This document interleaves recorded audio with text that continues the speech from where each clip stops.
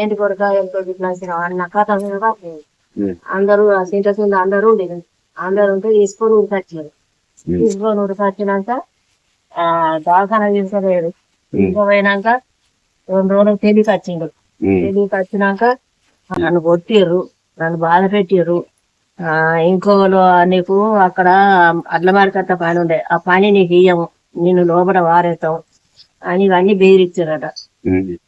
బెదిరించిన వాళ్ళే మరి ఏమనిపించిందో ఇక మళ్ళీ వచ్చిండు. ఆ తెలివికి వచ్చినాక నాకు ఇవన్నీ చెప్పిండు. అక్కడ ఆయన రాంగుండాన ఆయన బెదిరించిండు నా కొడుకును. ఆయన బెదిరించిందంటే నా కొడుకు మంచిగా ఉంటానేడు. ఆ గాడికి ఏంటి బెదిరి చూసుడు అటు ఇటు పోకట ఈ పని చేస్తాడని నేను అనుకోలేదు. నేను ఆయన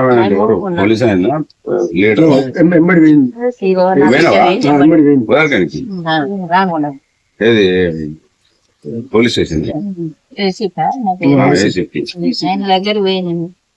సెల్లు గుంజుకున్నారు. ఆ ఫోటోలు డిలీట్ చేయాలని ఆ పోలీసు వాళ్ళు తీసుకున్నారు. డిలీట్ చేసారు. చేసి ఇక బయటకు వెళ్ళాక నువ్వు ఆ పిల్ల జోలికి పోతే మాత్రం నేను ఒకటే వారెత్తా అక్కడ తిరగంట చెట్టు. మంథని పట్టణానికి సంబంధించిన పెరుగు సతీష్, మంథని పట్టణానికి సంబంధించిన తమ్ముడు పెరుగు సతీష్ 25 రోజుల క్రితం రామగుండం ఏసీపీ మడత రమేష్ గారు పిలిచి ఇబ్బంది పెట్టినందుకు కారణంగా మరి పురుగుల మందు తాగి 25 రోజులు ఆసుపత్రిలో ఉండి చనిపోవడం జరిగింది. ఇది చాలా దురదృష్టకరమైనటువంటి సంఘటన. పెరుగు సతీష్ వాళ్ళ అక్కయ్య అంటున్నది, మా తమ్మునికి కౌన్సిలింగ్ ఇచ్చేటువంటి ఏసీపీ ఎవరైతే అమ్మాయి నన్ను ఇబ్బంది పెడతా ఉన్నాడని చెప్పిందో ఆమె లేకుండానే ఏకపక్షంగా మా తమ్ముడిని ఇబ్బంది పెట్టిండు. ఆయన ఇబ్బంది పెట్టిన తర్వాతనే తమ్ముడు ఈ మందు తాగడం జరిగిందని ఆమె చెప్తా ఉన్నది.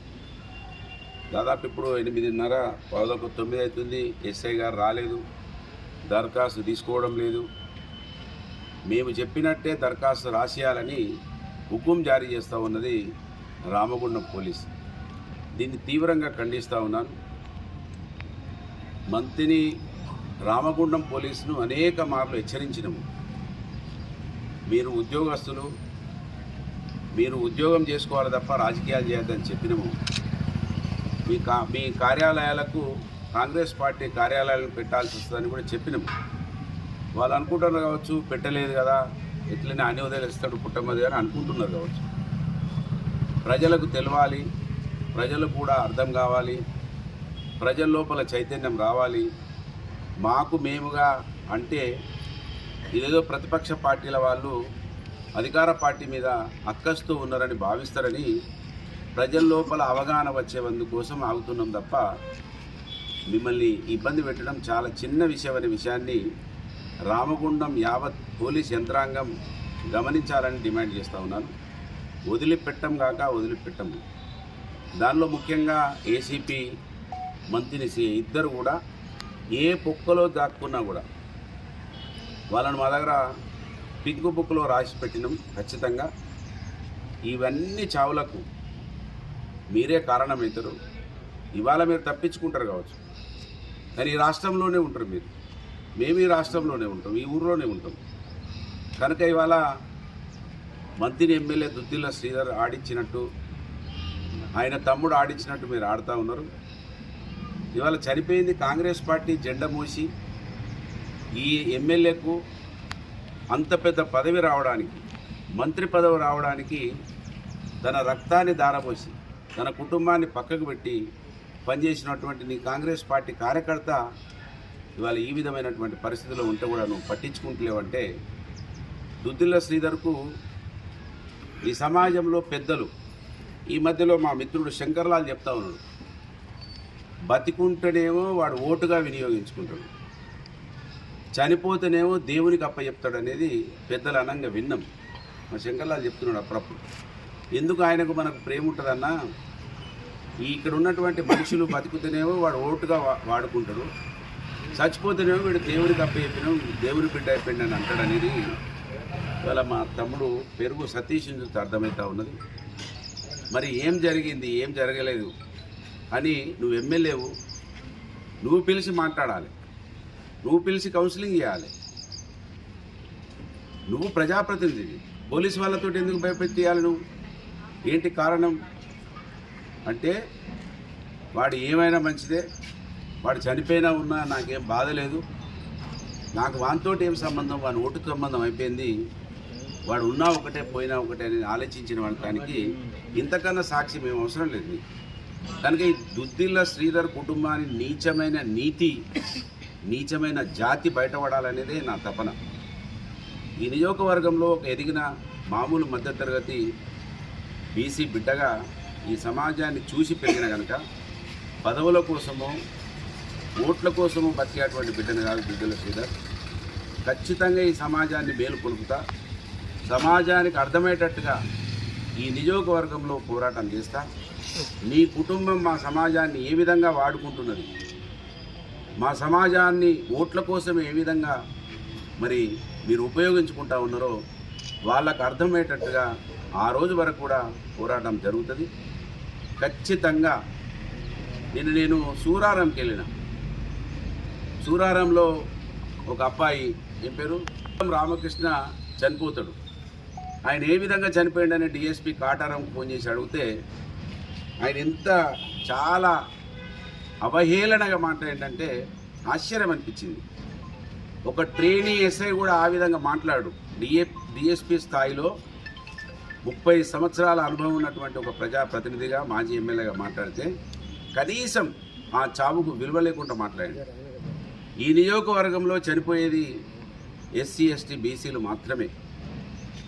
ఎస్సీ ఎస్టీ బీసీలు మాత్రమే ఈ రాజకీయ కుట్రలలో, పోలీసుల అరాచకాలలో చనిపోతూ ఉన్నారు. ఈ చావులకు కారణం ముఖ్యంగా దుద్దిల్ల శ్రీధరే, ఆయన కుటుంబం, ఆయన తమ్ముడు దుద్దిల్ల శ్రీను, పోలీసు యంత్రాంగం. ఇవాళ ఉన్నటువంటి పోలీసులంతా కూడా గమనించాలి. తక్షణమే పెరుగు సతీష్ ఆత్మకు శాంతి చేకూరాలంటే నేను వారి బావగారిని అడిగిన, ఏమన్నాడు చనిపోయేటట్టంటే ఆయన చనిపోయే ముందు పోలీస్ కేసు పెట్టాలని చెప్తేనే మేము అక్కడ హెచ్ఆర్సీలో దరఖాస్తు ఇచ్చినాం, ఇక్కడ పోలీసు వాళ్ళు తీసుకుంటలేరని ఆయన చెప్పిండు. కనుక వాళ్ళ తల్లి క్షోభిస్తూ ఉన్నది. దాదాపు 20-30 లక్షల రూపాయలు, 40 లక్షలు అంటుంది ఆమె. ఆ బోడగొట్టుకొని వాళ్ళ పానాన్ని కూడా బోడగొట్టుకున్నాడు. 25 రోజులు కూడా హాస్పిటల్ ఉంటే ఎంత ఖర్చు అయినాయి. ఇవన్నీ ఏసీపీ కట్టియాలి, దుద్దిల్ల శ్రీధర్ కుటుంబం కట్టియాలి. నేను డిమాండ్ చేస్తున్నా. ఖచ్చితంగా ఈ చావులకు కారణం దుద్దిల్ల శ్రీధర్ని ఎప్పుడైతే మనం చూపించమో, దుద్దిల్ల శ్రీధర్ని మనం భావించమో, ఇదే విధంగా ఈ చావులకు లెక్క లేకుండా పోతుందనే విషయాన్ని గమనించాలని నేను చెప్తా ఉన్నాను. తక్షణమే పోలీసులు తస్మత్ జాగ్రత్త. మేము అనే మాటలు వృధాగా వదిలిపెట్టము. ఇదివరకు చేసిన చరిత్ర కూడా ఉంది. మడత రమేష్ కావచ్చు, ఇక్కడ ఉన్నటువంటి రాజు కావచ్చు, మీరు మరీ ఘోరంగా పనిచేస్తూ ఉన్నారు.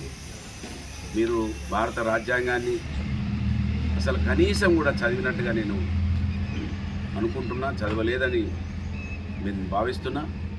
మరొకసారి హెచ్చరిస్తున్నా, చాలా తక్కువ సమయం ఉంది మీకు. ఆ తక్కువ సమయంలో ఇప్పటికైనా మంచిగా ఉండే ప్రయత్నం చేయండి అని డిమాండ్ చేస్తూ, తక్షణమే పోలీసులు వాళ్ళు ఏ దరఖాస్తు ఇస్తే ఆ దరఖాస్తు తీసుకొని ఇన్వెస్టిగేషన్, ఏసీపీ ఎంత, బిషాద్ ఎంత, ఐపీఎస్ ఆఫీసర్లు కూడా జైలుకు పోయింది తప్పులు చేసిన వాళ్ళు. నువ్వు తప్పించుకుంటే కోర్టులు ఉన్నాయి, అది గుర్తుపెట్టుకోవాలి. మీరు న్యాయస్థానాలు ఉన్నాయి, అక్కడికి వెళ్తాం, ఆశ్రయిస్తాం, వదిలిపెట్టం కాక వదిలిపెట్టం. ఇది ఖచ్చితంగా దుద్దిల్ల శ్రీధర్, మడత రమేష్ ఏసీపీ వీళ్ళిద్దరే కారణం ఈ చావుకి.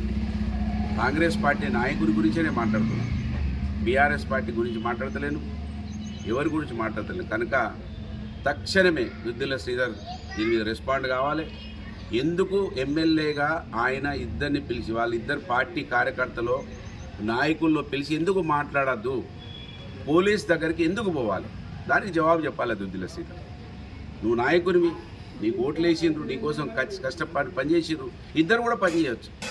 ఆ ఇద్దరిని పిలిచి బాధ్యతగా నువ్వు మాట్లాడాలి. ఒక పెద్ద మనిషిగా, ఒక కుటుంబ పెద్దగా. ఈ పార్టీ అంటే కూడా ఒక కుటుంబ పెద్దగా నువ్వు ఎందుకు మాట్లాడలేదో ఇవాళ మీ కాంగ్రెస్ పార్టీ కుటుంబానికి నువ్వు జవాబు చెప్పు. నీ తమ్ముడు ఉన్నాడుగా, జోకర్ గాడు తిరుగుతూ ఉన్నాడుగా, ఇక్కడ వాడన్నా మాట్లాడాలి కదా, వాడన్నా పిలవాలి కదా.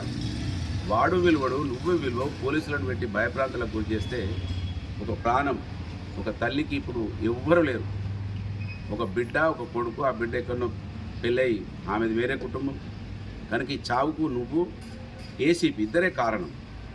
దీన్ని అందరూ కూడా యావత్ సమాజం గమనించాలి. ఒక నాయకుడు వాళ్ళ ఇద్దరి కుటుంబంలో సమస్య వస్తే మాట్లాడాల్సినటువంటి నాయకుడు మాట్లాడకుండా పోలీసులకు చెప్పి భయభ్రాంతులకు గురి చేస్తే ఇది చావు జరిగింది. దీనికి ఎవ్వరు బాధ్యులు కాదు. నేను అనుకుంటే ఏదైతే వీళ్ళ వాళ్ళు కూడా బాధ్యులు కాదు. ఎందుకంటే వాళ్ళ బాధ ఉన్నది, వాళ్ళ అమ్మాయి గురించి ఏదో వాళ్ళని కంట్రోల్ చేయాలని చెప్పుకుంటారు. నువ్వు మాట్లాడాలి కదా, ఎమ్మెల్యేవు నువ్వు కదా, కుటుంబ పెద్దవు, నీది కదా బాధ్యత. అటువంటి మేము అనేక కౌన్సిలింగ్లు చేసినాం. 10 సంవత్సరాలు మేము అధికారంలో ఉన్నప్పుడు అనేక మంది కౌన్సిలింగ్లు చేసినాం, అనేక మందిని కలిపినాం, విడగొట్టినాం, ఎవరో ఎక్కడోళ్ళు అక్కడ బతకాలని చెప్పినాం. నువ్వెందుకు మన నాయకునివి? నీకెందుకు తిరగాలి వీళ్ళు జెండాలు పట్టుకొని? ఇది అర్థం కావాలి ఈ సమాజానికి. నాయకుని వెంబడి తిరుగుతున్నామంటే ఆ నాయకుడు మనల్ని కొడుకుల్లాగా, తమ్ముళ్ళలాగా భావించేటువంటి నాయకులు ఉండాలి. సత్యనేమో నువ్వు దేవుని బిడ్డవు, బతుకుతాయేమో నాకు ఓటరు అనే సాంప్రదాయం అలా మంత్రి ఎమ్మెల్యే దుద్దిల్ల శ్రీధర్ చూపిస్తూ ఉన్నాడు. దీన్ని అందరూ కూడా గమనించాలి. పోలీసులకు మళ్ళీ చెప్తున్నా, వదిలిపెట్టను కాక వదిలిపెట్టను. మీ ఊకదంపుడు కేసులు నన్ను భయపెట్టియలేవు. మీరు అనుకుంటున్నారు పుట్టమదని ఏదో కేసులు పెట్టి లోపల పంపిస్తాం, ఖతం చేస్తాం అనుకుంటున్నారు. చాలా చిన్నవి నా ముందంటే కేసులు అన్నింటి. అది గమనించాలని డిమాండ్ చేస్తూ తక్షణమే స్పందించాలి. లేకపోతే మళ్ళీ గంట తర్వాత మళ్ళీ వస్తా. ఎంతకైనా దానికోసం ఉంటామని ఆ కుటుంబానికి ఖచ్చితంగా మేము అండగా ఉంటాం, ధైర్యాన్ని ఇస్తాము. ఆ తల్లికి ఆ పెరుగు సతీష్ ప్లేస్లో పుట్టమది ఉంటాడు, పుట్టమదే కొడుకులాగా ఉంటాడని వారికి హామీ ఇస్తూ ఆ సతీష్కు ప్రగాఢ నా సంతాపాన్ని తెలియజేస్తూ వారికి ధైర్యాన్ని ఇస్తూ సెలవు తీసుకుంటాం.